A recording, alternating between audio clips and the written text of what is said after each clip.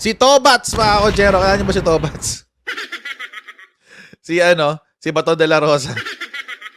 Ngayon lang ako nakakita, mga kochero, ng isang tao na tinatawag na Bato pero hiyakin. Okay, nag-iiyak na naman si Bato, etc. etc. Parang ang hirap bigyan ng ng credence. Ang hirap bigyan ng kredibilidad yung mga sinasabi ni Bato de la Rosa. Oo. Sabi ni Trinding, Tobats.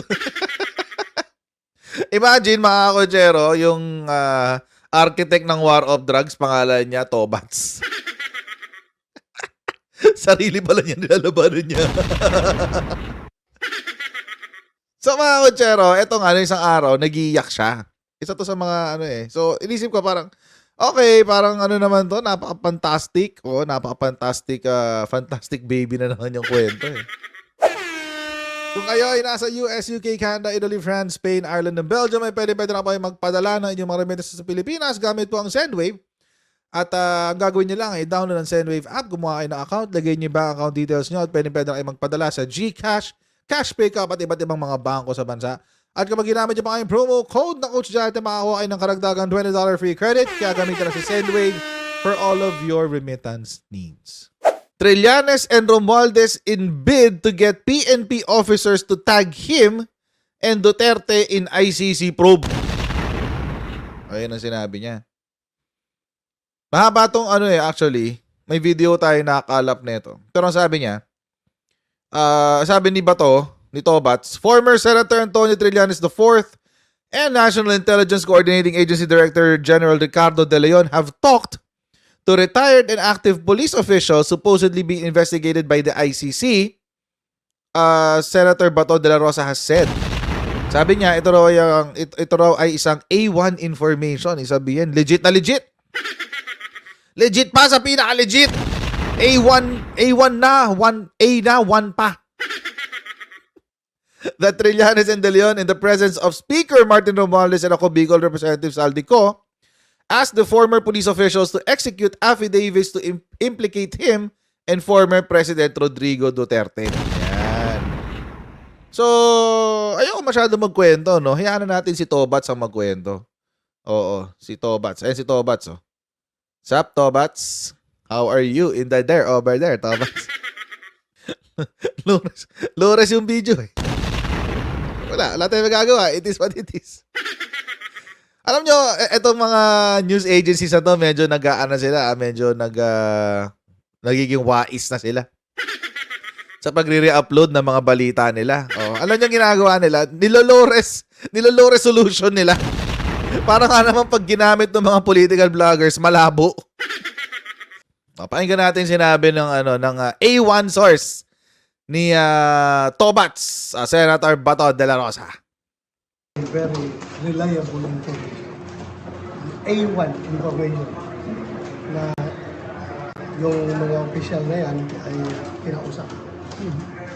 Ang nagdala sa kanila si General Dick De Leon ng yung Director General ng NICA.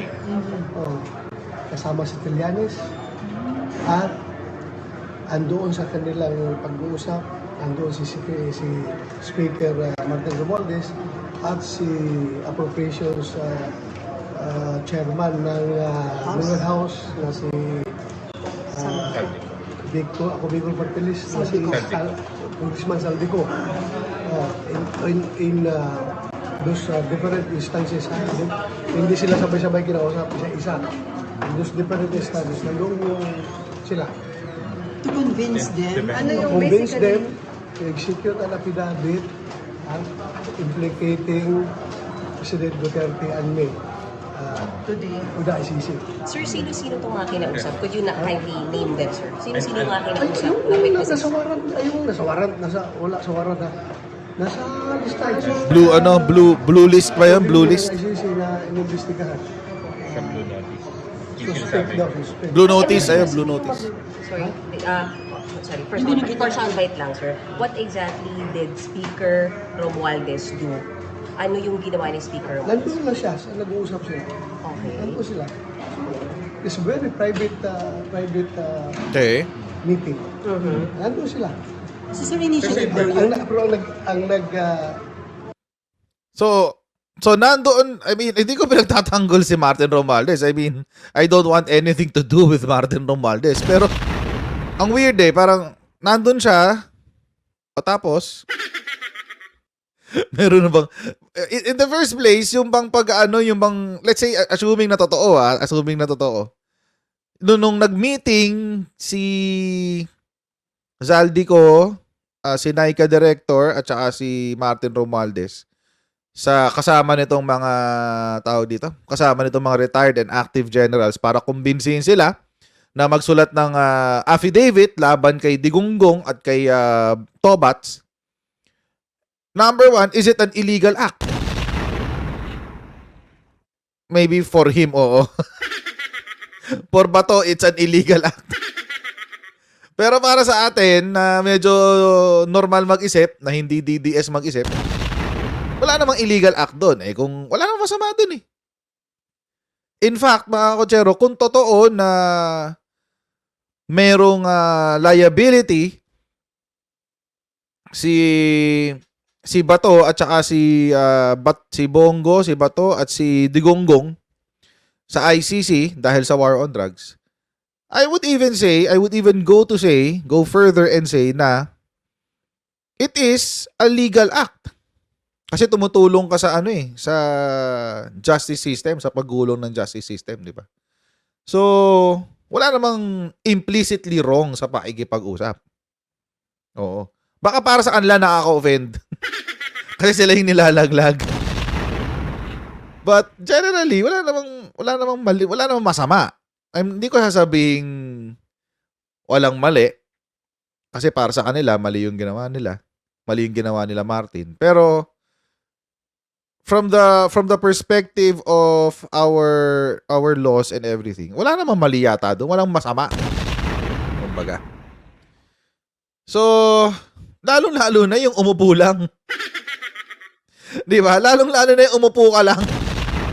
Imagine mga kotsero, nagkukwentuhan yung mga barkada ko. Tapos umupo ako sa kwentuhan nila. Wala akong sinasabi, wala lang, nakaupo lang ako doon. Tapos all of a sudden, sabihin natin yung isang barkada ko nagtatatakbo, lumapit, sabi niya, uy, meron na akong binaril. Okay. O di may binaril ka, ba't ako makakasuhan kasama mo? Ganun Parang ganun no? Umupo ka lang, meron ka na agad ginawang mali. Grabe naman. Walang ganun. Oo, lalo na wala namang conspiracy to commit a crime. Wala namang agreement among the perpetrators to commit a crime. O paano mo how can you prove there's a conspiracy? Lalo na wala namang crime na ginagawa. So drama-drama na to ni Tobats. nag-convince talaga sa kanila, nag-usap sa kanila, ay itong si General Dick De Leon at si Trillanes. Nandun lang sila sa grupo, yung dalawa na sinasabi. Pero, Okay. Yung tatlo na yun, hiwa-hiwalay kinausap. pero this time Separate, may... separate situation, separate instance. Hindi sila sabay-sabay. So, sir, yung galaw na yun ni De Leon at saka sinong isa? Utos ito ni Speaker. Dahil sa utos ni Speaker. Kaya nagkaroon ng ganong initiative si De Leon at saka si Trillanes. Sinong mag-utos sa kanila? Sinong kasama nila doon? Again, I asked the question, is it illegal? Illegal ba? Di ba? Ang weird I mean, hindi ko mag-gets yung iniiyak ni Tobats. Illegal ba yung ginawa nila? If you can say it is illegal, then prove it. Di ba? Ganun lang naman yun Those who allege has the burden of proof. Is it against the policy of PBBM? Wala pa naman kasi the arrangement is, ang sinabi ni PBBM, hindi tayo maikipag-cooperate sa ICC. Ang gobyerno hindi makikipag-cooperate sa ICC, at least from the executive side. Uulitin ko. As far as the executive department is concerned, may statement bang ganyan ng House? Wala. In fact, sinabi pa nga ni Robert Barbers, ni Congressman Barbers itong nakaraan, ang sabi niya, yung resulta ng hearing namin, yung resolution ng hearing namin sa war on drugs, pwede namin ipasa sa ICC. Nakakaaning na ba, Senator? Nakakaaning na ba? Baka nakakalimutan nyo, meron tayong separation of powers. So, ang sinabi ni PBBM, the government, as far as the executive is concerned, will not participate in the investigation conducted by the ICC. The executive. So, ibig sabihin nun, DOJ, DFA, ano ba? Office of the Solicitor General, etc., etc. But, alam nyo, again, separation of powers, ang executive can act independent of the executive department. So, pag sinabi ng let's say, sabihin ni Martin Romualdez as House Speaker, sabihin niya, di tayo mag-imbestiga at tayo maipagtulungan kay ICC. Walang masama doon. Alam nyo kung bakit?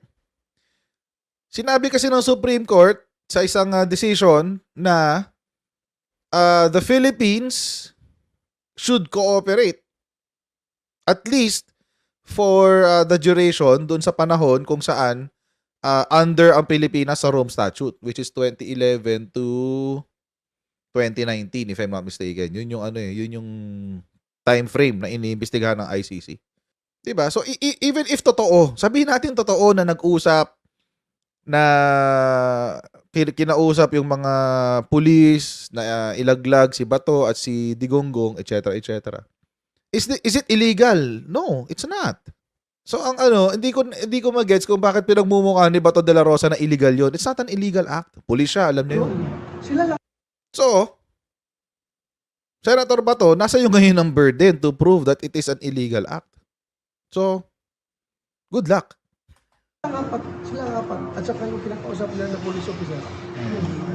Sino bang, at wala ba, coincidence lang ba na every time kinakausap yung mga tao na yun, nandoon silang apat. Silang apat ang harap. So na-convince daw na gumawa ng affidavit? Na-convince sila? Yes. Hindi sila pumayag. Hindi Hindi sila pumayag. They stood their ground. Ayaw nila. Dahil alam naman talaga nila na hindi dapat. Kasi mali. At talagang dapat hindi implicate. Did you talk to them? Did you talk to them? Itong tatlong to, sir? Did you talk to them, sir? I will reveal this information later. Sir, sabi niyo kasama. Nakausap mo na sila. Hindi ganun. I'll reveal this information later. Titik-tiks lang. Certain sa information nyo, may inalok ba dun sa tatlo? Kapalit. Kapalit ng pag-testify nila o pag-isip? Wala naman sinabi. Wala sinabi.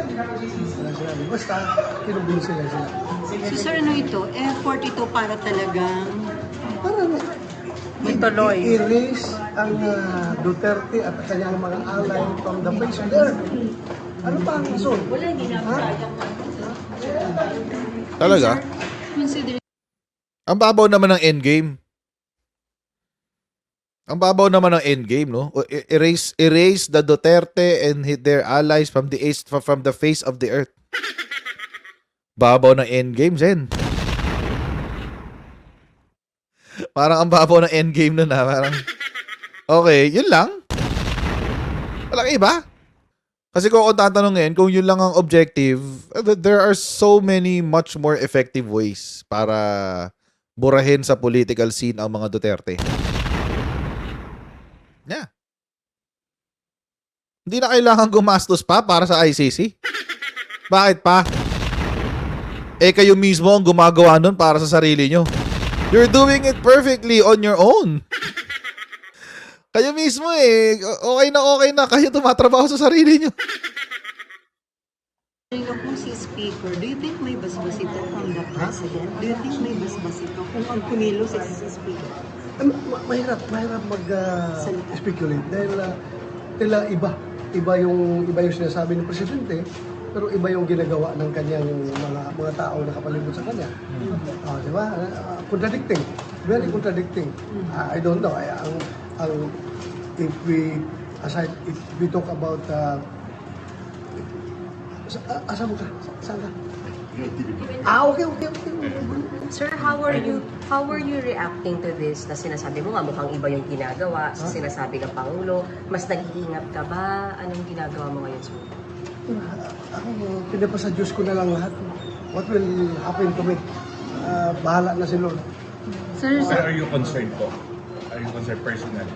Personally, I am not concerned because I know na wala talagang jurisdiction ng ICC sa atin dito. Yung Ang weird!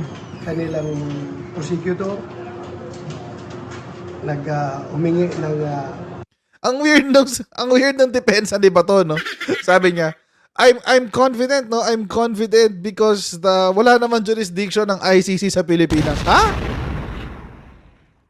So, confident ka na walang jurisdiction ng ICC sa Pilipinas, hindi dahil wala ang kasalanan sa mga namatay sa war on drugs? Ang weird, no? Ang weird doon, Senator ba to, ha? Sa totoo lang. So, ang weird nung pagkakasagot mo na yun, no? Confident ka dahil walang jurisdiction ang ICC sa Pilipinas. Hindi dahil sa wala kang kasalanan sa mga taong namatay nung panahon ng war on drugs. Parang ano lang yan, mga Ojero, eh. Parang yung magnanakaw na nagyayabang na hindi nyo ako mahuhuli. Ganon. Sana, Senator Bato, ang sinabi mo, confident ako kasi wala naman akong kasalanan, wala akong ginagawang masama. O yun, at least pwede pa. Mailulusot pa yun. Pero yung sabihin na, wala naman silang jurisdiction sa akin eh. What? Okay. So, wala pala kayo pinagkaiba ni Maharlika. Di ba? Libel siya ng libel kasi alam niyang hindi siya mapaparusahan. Kasi walang jurisdiction ng Pilipinas sa Amerika. My goodness. Wala kang pinagkaiba doon. Nakakatawa din si Senator Bato. You're so funny, Senator. You're so funny. Anyway, sinagot siya dyan eh. Sinagot siya dyan ng mga kongresista. Oh. Ito yung sagot ni Robert Barbers. Oh. De La Rosa's claim just marites. Ayun lang. Chismoso ka doon. Chismoso ka lang doon, sir. Oo. Medyo chismoso ka doon, sir. Oo. Yun lang ang problema mo dyan. Sabi niya, unang-una tungkol kay General Karamat, mukhang marites na merong ganong pag-uusap o merong ganong ganap na meeting. At sinabi din ni si Congressman Barbers na itinanggi ni Ko yung nangyari nga na yun. Oo. Panood natin yung interview tungkol dyan. Na marites ni Congressman Ace Barbers ang aligasyon ni Senator Ronald De La Rosa tungkol sa manoy planong idiin ng senador at si dating Pangulong Rodrigo Duterte kaugnay ng drug war investigation ng International Criminal Court. Hindi rin daw totoong may kinalaman dyan si Speaker Martin Romualdez. Nasa frontline ng balitang yan si Marian Enriquez. Sa August 15, mag-uumpisa ang unang pagdinig ng Quad Committee sa Kamara na mag-iimbestiga sa koneksyon ng iligal na droga, pogo at pagbibigay ng reward money sa mga pulis noong kasagsagan ng drug war. Ang Quad Committee ay binubuo ng House Committee on Dangerous Drugs, Public Order and Safety, Public Accounts at Human Rights. Ayon kay Committee on Dangerous Drugs Chairman Ace Barbers, mayroon ng retirado at aktibong uniformed personnel ang nagpahayag ng kagustuhang tumestigo tungkol sa mga extrajudicial killings noong Duterte administration. Hindi naman pala kailangan ko mausap sa Kalakaramat, Kala Albayalde, etc. etc. May mga nagbo-volunteer pala. Welcome po yan at yan po ay tatanggapin natin. Ngunit, wala po sanang kapalit na hihingiin.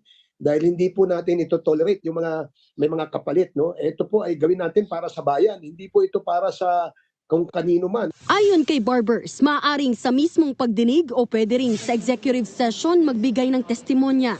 Tinawag naman ni Barbers na marites ang aligasyon ni Senator Ronald De La Rosa. Marites ka daw, oh. Tungkol sa pakikipag-usap sa mga drug war suspect para idiin sa International Criminal Court o ICC sina De La Rosa at dating Pangulong Rodrigo Duterte. Kabilang sa mga itinuturong nakikipag-usap sina Congressman Elizalde Co, National Intelligence Coordinating Agency Director General Ricardo De Leon at House Speaker Martin Romualdez. Yan Ayon yung kay kanina. Congressman Co, ilang buwan nang nakaraan nang magpunta siya sa townhouse ni Romualdez. Naabutan niya roon si dating CIDG Chief Major General Romeo Karamat Jr. na isa sa mga drug suspect ng ICC. Narinig daw ni Co na sinabi ni Karamat na handa siyang isiwalat ang lahat ng kanyang nalalaman tungkol sa extrajudicial killings sa kondisyong itatalaga siyang PNP chief. Pero tinanggihan daw yan ni Romualdez. Nakakatawa yung ano, no? Yung, di ba sabi ni Bato kanina, hindi naman daw nag-spill yung mga nilapitan, quote-unquote. Oh. Although wala naman daw gano'n nangyarap. Ang kwento naman ni Saldico, baliktad. Oo. Hindi pala sila Saldico tsaka si Martin Romualdez ang lumapit. Sila daw ang nilapitan. Oo. At sinabi pa nga raw nung General Karamat na willing daw siyang magsalita tungkol sa EJK kung gagawin siyang PNP chief. Kapalitan niya si Marbil. Grabe siya, oh. Grabe siya. Oo, pwedeng trap yan. Sabihin, paano pag pumayag? Di tapos ikakalat ni Karamat, di ba? So, it could have been a trap. But, kung hindi naman siya trap, medyo tatanga-tanga si General Karamat dito. Para medyo anga-anga tayo dyan, no, sir? Kalmahan mo lang kasi. Kung magiging chief PNP ka, mangyayari yun.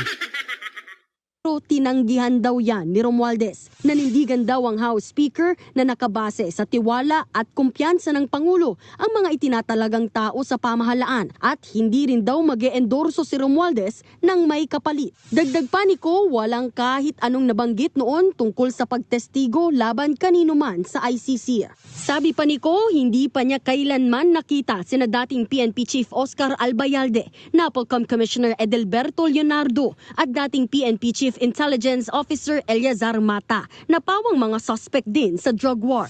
Ayon naman kay NICA Director General Ricardo De Leon, hindi totoo ang paratang ni Senator De La Rosa na kasama siya at si Romualdez sa mga namilit sa ilang opisyal ng pulisya para tumestigo sa ICC laban sa kanila ni dating Pangulong Duterte. Ang totoo raw, sinamahan noon ni De Leon si Karamat nang makipagkita kay Romualdez. Interesado raw kasi si Karamat na maging PNP chief. Gaya ni Congressman Co, narinig din daw ni De Leon ang alok ni Karamat kay Romualdez na isisiwalat ang mga tungkol sa EJK at drug war, pati ang listahan ng mga pangalang target patayin. Oh my hindi God! ang quota at ang proseso ng bayaran kung ibibigay kay Karamat ang inaasam nitong posisyon. Shucks! Pero nilinaw umano ni Romualdez na nasa kapangyarihan at Shucks! Alam niyo mga kutsero, naalala ko to. At kung hindi nyo pa napapanood, panoorin nyo yung live stream ko na in-interview ko si former Senator Trillanes. Panoorin nyo yun. Nung in-interview natin si former Senator Trillanes. Ano yan si Leonardo Karamat. Yun ang pangalan niya. Nung in-interview natin si former Senator Trillanes, meron siyang pasabog doon. First time daw niya binanggit sa lahat ng nag-interview sa kanya, first time niyang binanggit sa live stream natin, si Leonardo Karamat. Ngayon, bakit importante si Leonardo Karamat pagdating sa war on drugs? Ang kwento sa atin ni former Senator Trillanes, si Leonardo Karamat ay yung namimigay ng bayad sa mga napapatay nung war on drugs. Yun yung sinabi sa atin ni former Senator Antonio Trillanes. Oo. Yung kwento sa atin kwento lang naman sa atin ni former Senator Trillanes yan.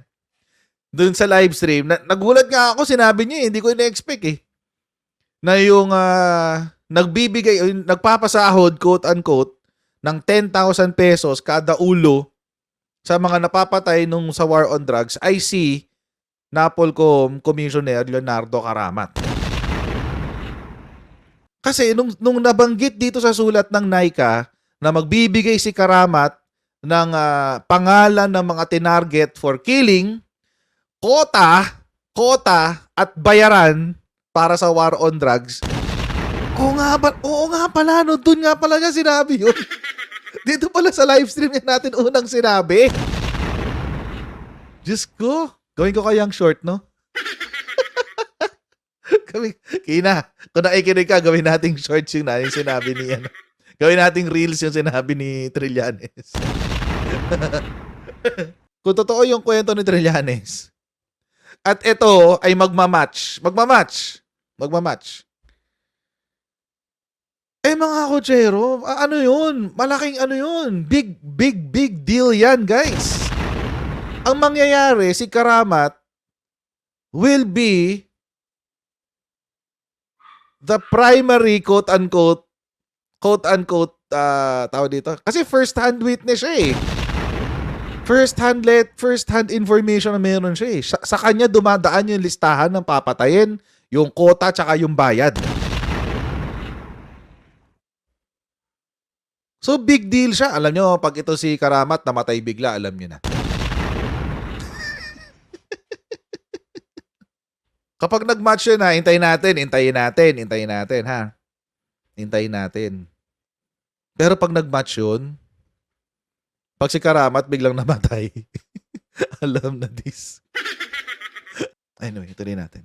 Lingguhang kota at ang proseso ng bayaran kung ibibigay kay Karamat ang inaasam nitong posisyon. Pero nilinaw umano ni Romualdez na nasa kapangyarihan at pagtitiwala ng Pangulo kung sino ang itatalaga at wala raw impluwensya sa ganitong desisyon ang House Speaker. Tinanggihan daw ni Romualdez ang alok ni Karamat. Bukod dyan, itinanggi rin ni De Leon na kinausap niya sina Albayalde at Mata para tumestigo sa ICC. Sa kabila niyan, hindi kinumpirma ni Barbers kung tetestigo ba si Karamat sa pagdinig bagamat kabilang siya sa balak imbitahin. Nagbabalita mula sa Frontline, Marian Enriquez.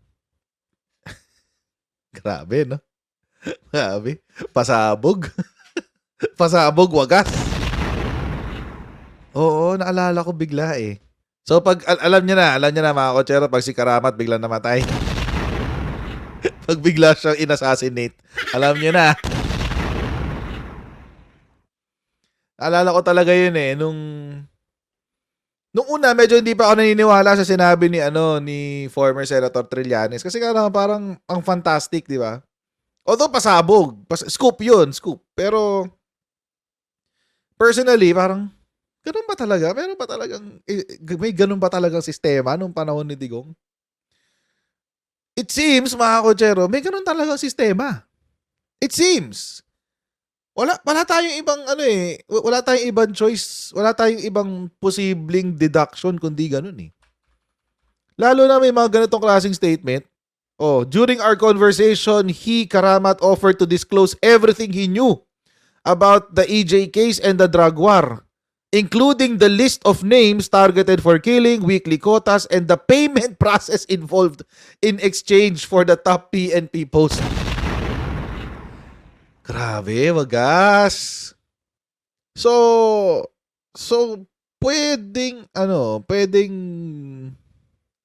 maging witness si Karamat. Kasi number one, he's part of the conspiracy. Number one. He's part of the conspiracy to commit the atrocities then, number one. Pangalawa, he agreed with the other co-conspirators na siya yung magpa-facilitate ng bayaran. O di kasama nga siya sa conspiracy. Pangatlo, may first-hand information siya kasi sa kanya nga dumadaan yung pera eh. Pati yung payment process kanya eh. Mukhang legit yung sinasabi ni ni former Senator Trillanes. Although nag-comment din pala, by the way. Nag-comment din si former Senator Trillanes sa sinabi ni Bato. And it's parang lang siya eh, parang clapback. Parang clapback lang siya eh. Sabi, Bato de la Rosa has been ranting lately because I was supposedly trying to convince witnesses to testify against Duterte and him. Di ba 2017 ko pa ginagawa yan? At hindi ako hihinto na gawin yan hanggang sa mapakulong ko sila ni Duts Kuha. O nga naman. 2017 pa niya ginagawa yan. Tama naman siya doon. Tama naman si Trillanes doon. What do you expect, di ba? Bato de la Rosa, what do you expect? So, siya pa pala yung lumapit para i-offer yung impormasyon na meron siya. Oo, medyo tigas fest lang tayo doon, no? Kasi, di ba, ikaw yung... Kumbaga, kasama ka na nga sa conspiracy, naniningil ka pa na gawin kang chief PNP. What the heck? Gusto mo pa ng reward dahil gumawa ka ng kalokohan? What the heck?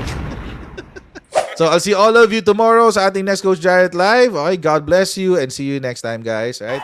Bye!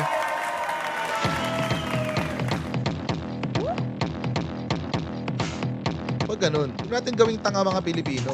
Mas maganda kasi nasa lugar ka ng tama kaysa yung pinipilit mo yung pagkakamali.